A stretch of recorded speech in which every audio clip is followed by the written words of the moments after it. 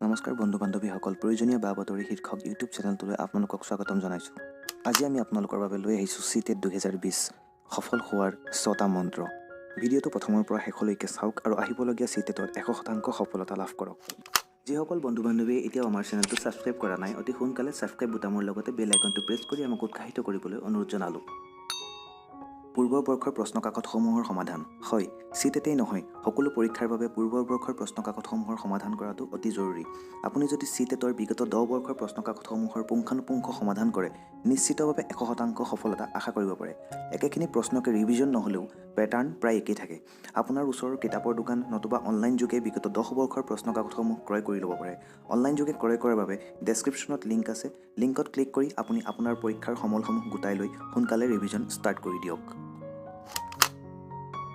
NCERTৰ কিতাপসমূহৰ অধ্যয়ন।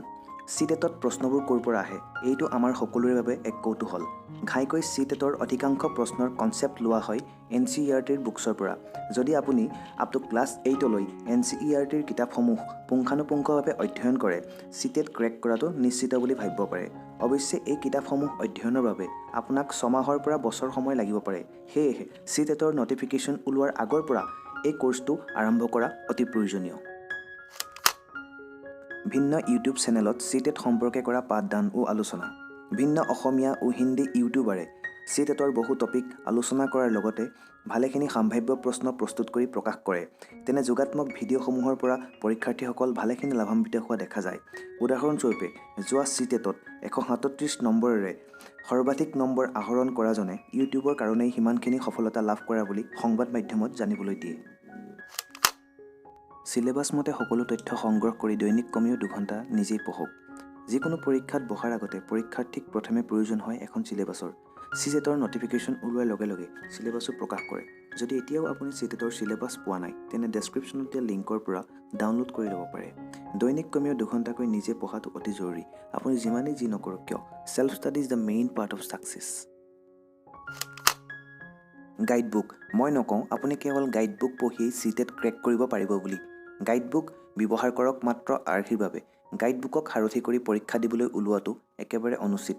বৰ্তমান কিতাপৰ বিপণীসমূহত আৰু অনলাইনৰ বজাৰখনত ভিন্ন প্ৰকাশনৰ গাইডবুক উপলব্ধ হৈছে। আপোনালোকৰ সুবিধাৰ বাবে ডেছক্ৰিপশ্যনত কেইখনমান কিতাপৰ লিংক দিয়া আছে।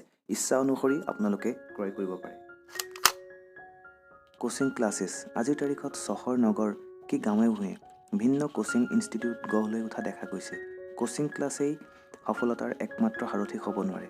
বহু ভাল আৰু উচ্চ মানদণ্ডৰ কোচিং ক্লাছৰ বিপৰীতে বহুতো নিম্ন পৰ্যায়ৰ কোচিং ক্লাছ বৰ্তমান সমাজত উপলব্ধ। যিকোনো কোচিং ক্লাছত নামভৰ্তি কৰাৰ আগতেই ইনষ্টিটিউটৰ পূৰ্বৰ সফলতা, তাৰ ফেকাল্টি আদিৰ বিষয়ে ভালদৰে জানি লোৱাটো বৰ প্ৰয়োজন। বন্ধু বান্ধৱীসকল, হ'ব লগা 5 জুলাই 2020ৰ CTETৰ বাবে সকলোকে আমাৰ ফালৰ পৰা আগতীয়াকৈ শুভেচ্ছা জ্ঞাপন কৰিলোঁ। আৰু নিয়োগকে আদি কৰি ভিন্ন ধৰণৰ ন তথ্যৰ বাবে প্ৰয়োজনীয় বা বাতৰি শীৰ্ষক ইউটিউব চেনেলটো ছাবস্ক্ৰাইব কৰি বেল আইকনটো প্ৰেছ কৰি দিব। লগতে ভিডিঅ'টো যদি ভাল পালে লাইক আৰু শ্বেয়াৰ কৰিবলৈ নাপাহৰিব। আৰু কিবা জানিব লগা থাকিলে কমেণ্ট কৰিব। ধন্যবাদ।